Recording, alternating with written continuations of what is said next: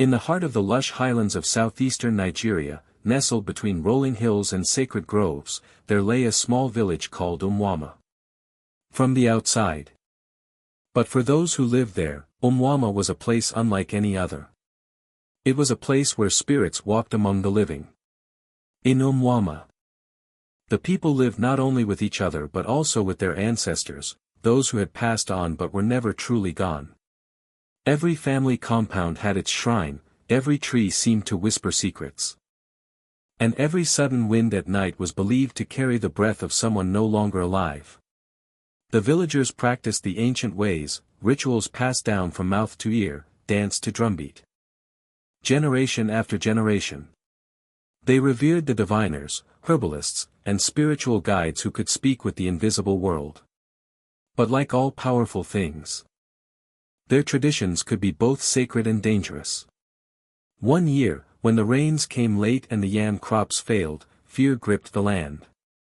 The villagers believed someone had angered the ancestors. Whispers began to spread, someone was meddling with forbidden powers, someone who had no right to speak in the name of the spirits. At the center of it all was a man named Okafor, who called himself a powerful dibia, a spiritual healer and seer. But Okafor was a liar. He wore white robes and painted his face with sacred chalk. But behind the mask was a man of greed and arrogance. He took money from desperate families, promising to cure incurable illnesses, to remove curses that did not exist, and to bless those who paid the most. He faked rituals and mocked the sacred songs. And worst of all, he claimed to speak with the ancestors when he never could. But in Umwama, the true spirits always watched. They knew who honored them and who defiled their names. And when the time came, they rose, not with loud thunder or fire from the skies, but in quiet, terrifying signs. Had no spiritual gifts, and his mother had died during childbirth. Okafor grew up among the rustling leaves of the sacred groves and the low murmurs of elders at evening fires. As a child, he watched because he was planning. He was never chosen by the spirits. He was never touched by the wind of the ancestors. And an eye for opportunity. He began small. He would sit in the marketplace and listen to women complain about sick children or strange dreams. He would nod thoughtfully and mutter prayers under his breath. He began to imitate the way real spiritual healers spoke. He copied their chants and their gestures.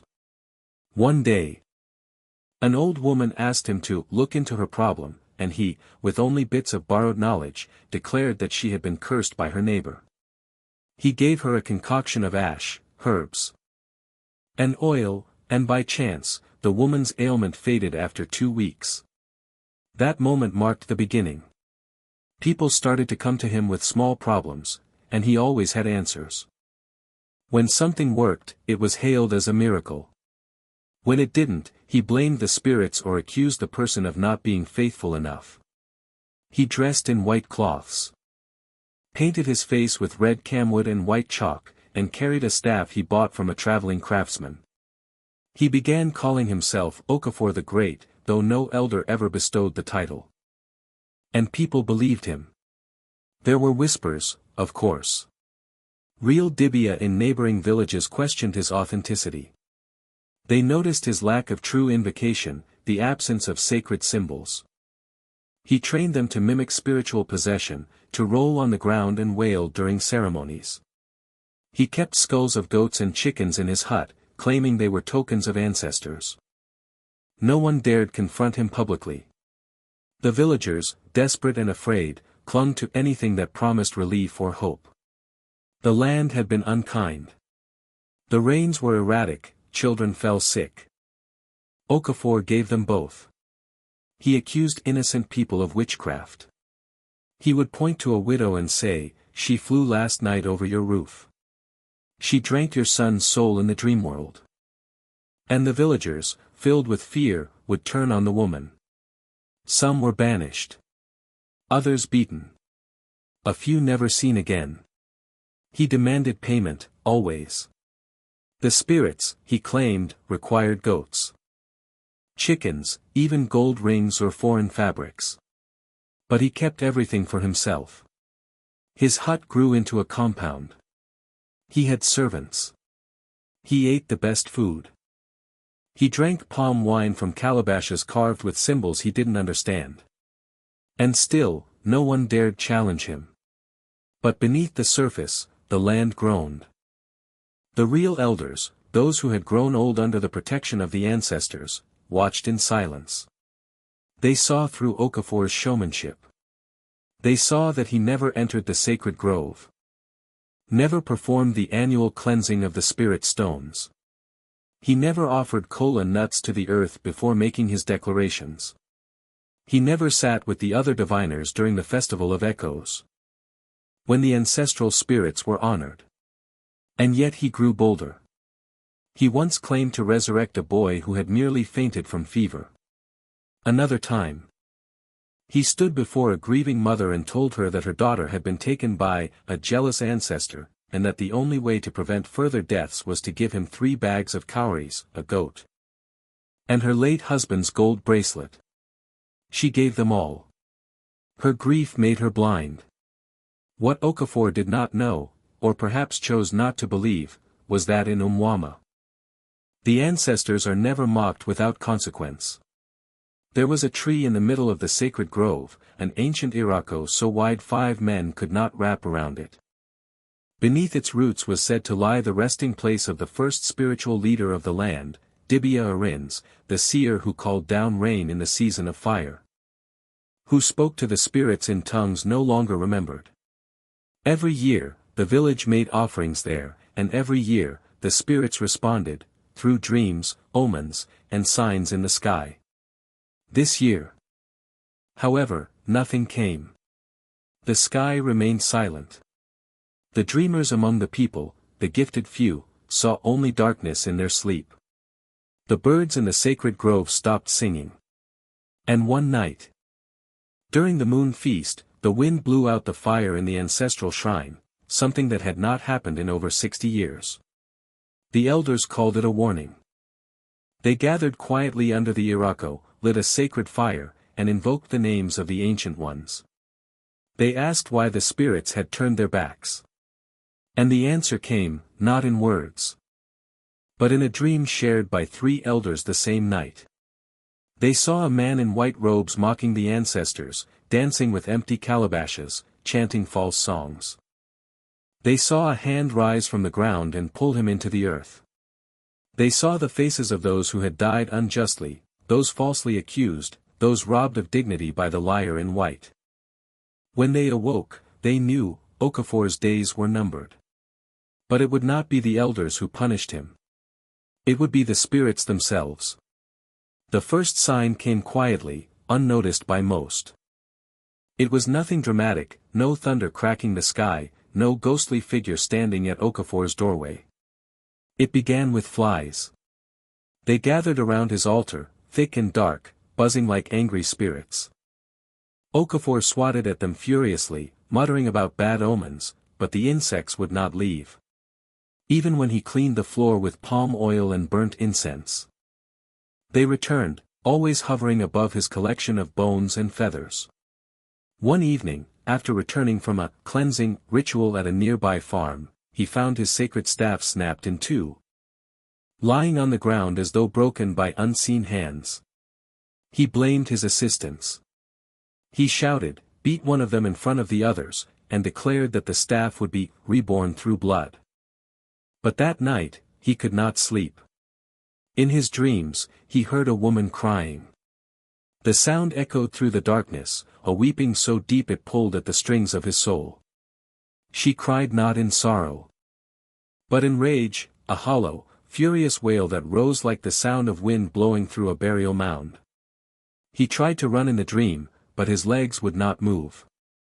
The ground beneath him turned to red earth, then to water, then to fire. When he woke, his bed sheets were soaked, his body trembling. He told no one. He simply bathed in herbs and called it spiritual resistance. But the next night, the crying returned, this time joined by the sounds of drums beating from far away, drums that no one else heard. The true curse had begun. One by one, things around him began to unravel. His most loyal assistant, Chike, who had been with him since the beginning, fell gravely ill after performing a mock initiation ceremony. He began babbling incoherently, claiming to see eyes watching him from the trees, mouths whispering names in languages he could not speak. He screamed at night and refused to eat. When Okafor tried to heal him, the herbs turned black in the water, and a thick smell of decay filled the room. Chike died before the next full moon, his eyes open, his hands clenched, as though grasping something unseen. Okafor insisted it was a spiritual attack from jealous rivals. But fear was already growing. More of his followers began having nightmares. One young man named Ibuka disappeared into the sacred grove one night and returned at dawn, his hair white, his mouth silent. He would never speak again. Okafor called it a test of loyalty. But in whispers, the villagers began to say, the spirits are angry. Then came the drought.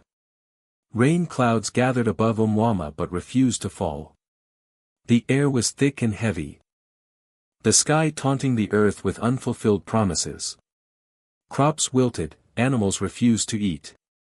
The village priestesses, those who still held to the old ways, performed sacrifices and poured libations on the ancestral stones, but nothing changed.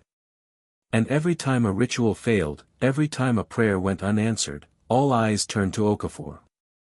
If he truly speaks to the ancestors, the people began to murmur, why do the ancestors remain silent? The final blow came during the Festival of Return, the most sacred celebration of the year, when the village called forth the spirits of the dead to bless the living.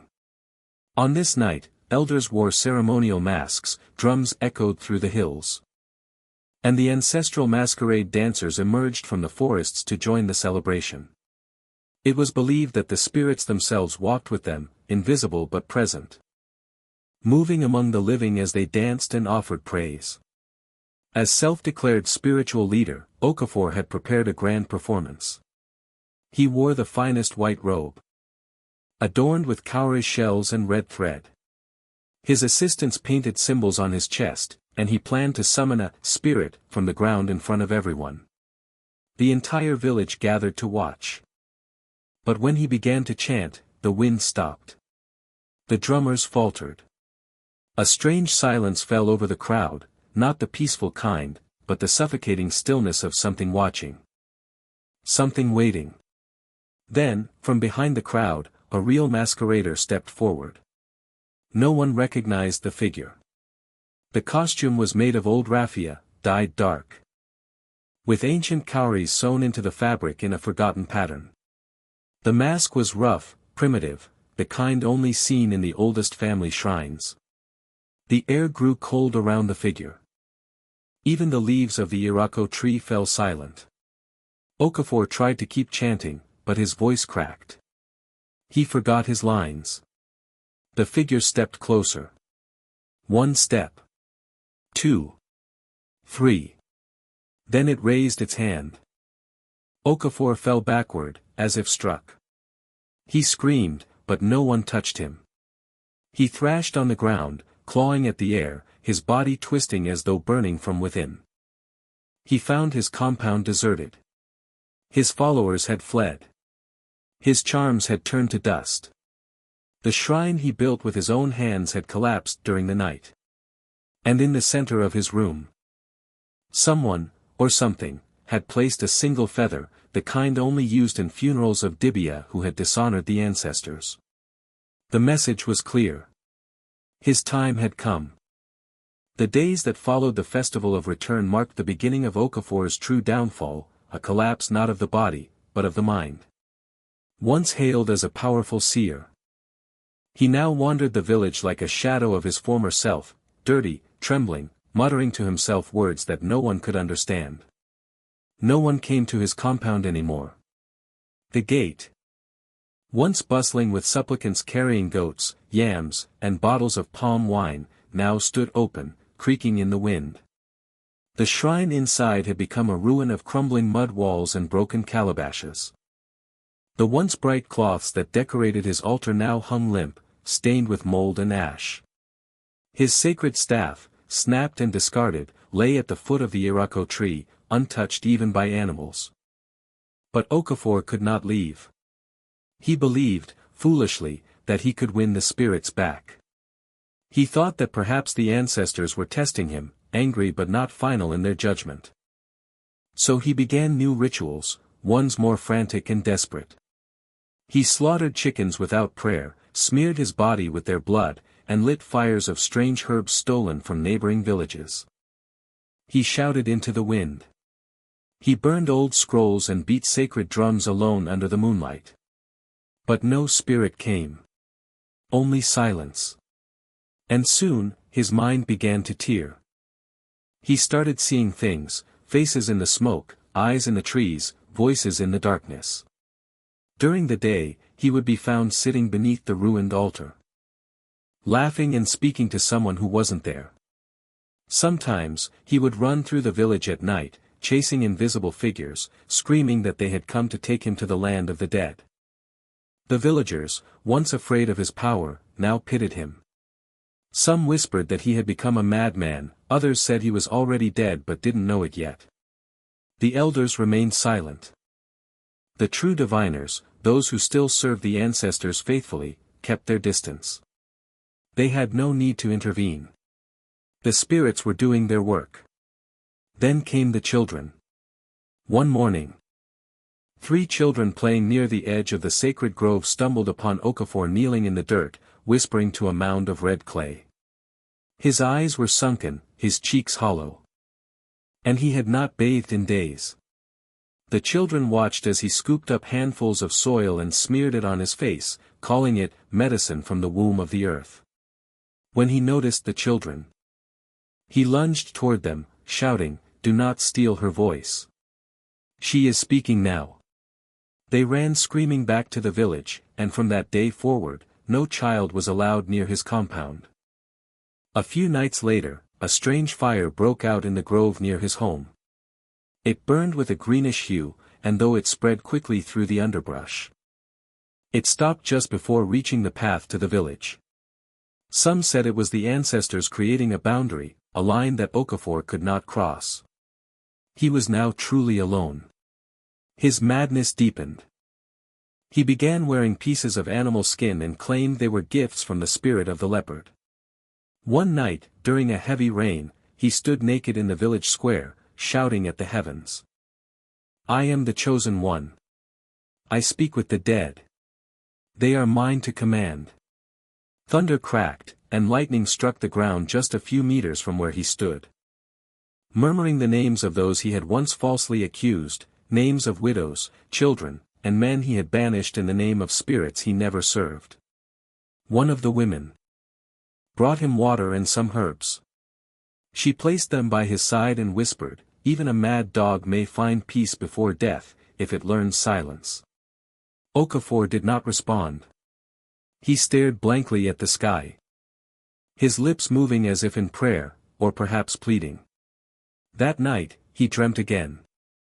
He stood in a vast, empty plain of red earth. The sky was dark, and wind howled like the voices of the dead. Before him stood the same masquerade figure from the festival, the ancient one, the true spirit. This time, it removed its mask. Beneath it was no face. Only shadow. And from the shadow came a voice, deep, ancient, layered with many tongues. It said, "You stole our names. You sold our voice. You wore our skin and mocked our silence. Now you shall walk with none, not the living, not the dead. You are cut off." When Okafor woke, his voice was gone. He tried to scream, to shout, to chant, but not a sound came. He clutched his throat, gasped, cried. No words, no whispers. Only breath and silence. He had become what the spirits decreed, a man with no voice among the living, no name among the dead. The curse was complete. The silence that fell upon Okafor was not his alone, it echoed across Umwama like a sigh of long-awaited justice. Word spread quickly, Okafor can no longer speak.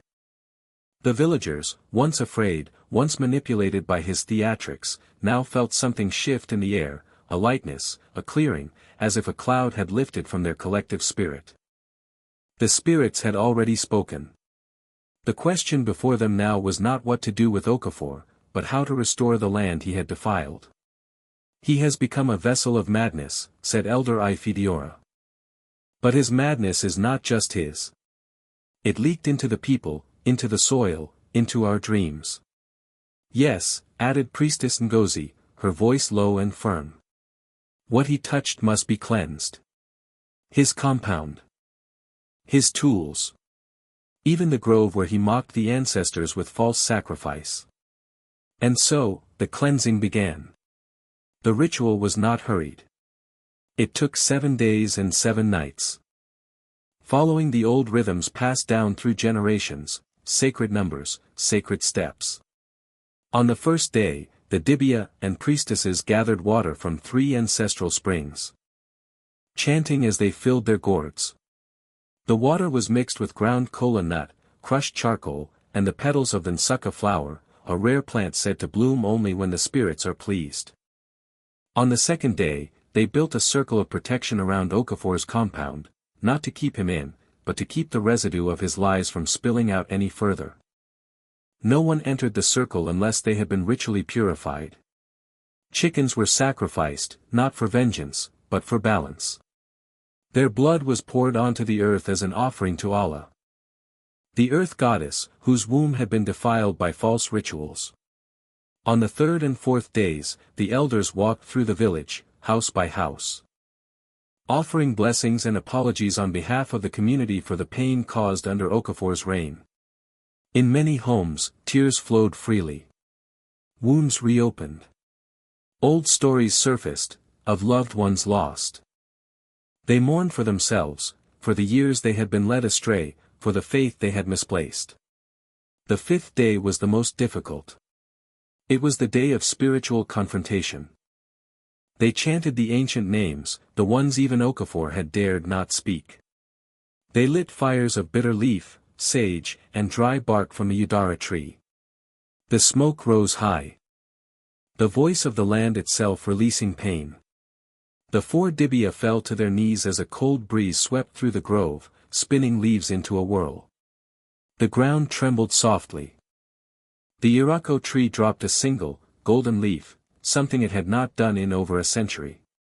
The spirits had answered. On the 6th day, the community gathered outside Okafor's ruined shrine. He sat there, silent and shaking, reduced to rags and ashes. He no longer looked at anyone. His eyes were dim, his skin pale, his mouth frozen in a half-open gasp that would never form words again. They did not touch him. They walked around him, in silence, in reverence for what the spirits had already done. Mama Udu, the herbalist, stepped forward and placed a calabash of water and bitter cola beside him. A gesture of mercy. Then she turned and walked away. The shrine was set ablaze, not in anger, but as a final act of purification. The flames rose high, but no wind scattered them. The smoke moved straight upward, as if drawn by invisible hands into the realm beyond. Some say they saw shapes in the flames, the faces of those Okafor had wronged, dancing freely as their names were finally restored. On the 7th day, the feast of cleansing was held. There was no dancing, no masquerades. Only food, prayer, and remembrance. Families shared stories, of real ancestors, real dreams, and true visitations. Elders passed down songs that had nearly been lost during Okafor's reign. Children were anointed with sacred oil and told never to forget the lessons learned. Let this be a lesson to all who mistake fear for power, and lies for wisdom. The spirits do not sleep. They do not forget. And they do not tolerate deceit.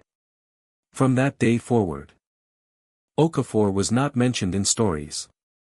Not by name. He became known only as the Voiceless One, a caution whispered to young initiates and wayward diviners. The village had not merely survived, it had remembered. But the spirits were not done.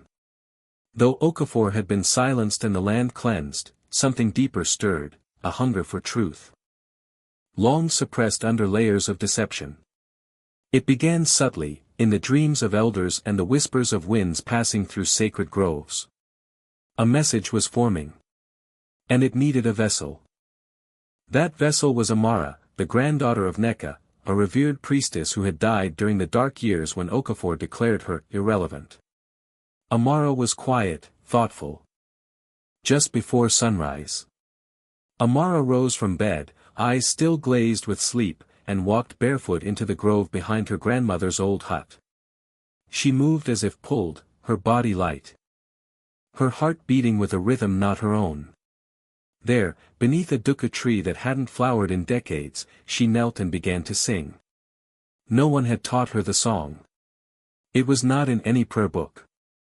Yet the words flowed in an ancient dialect, smooth and sorrowful, a melody layered with voices, hers, her grandmother's, and another much older. Villagers heard the sound and gathered slowly. She knew things she had never been told, the true burial places of forgotten elders, the hidden names of ancestral spirits, the secret rituals of healing and balance. The elders tested her with questions only diviners knew. She answered them all, humbly, gently, and with a calm that sent shivers down their spines.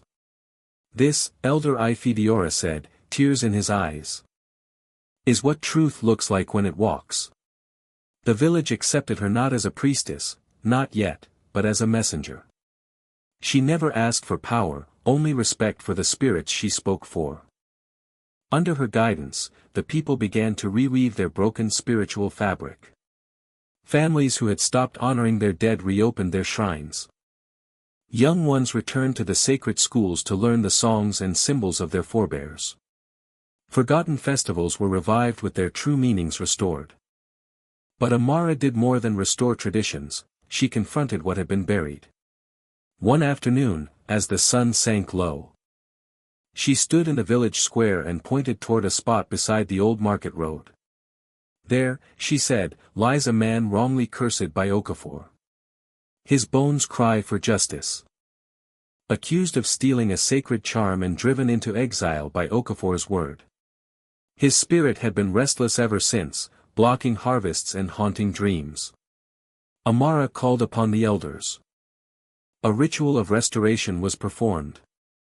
Libations were poured, songs were sung, and the man's name was spoken again with honor.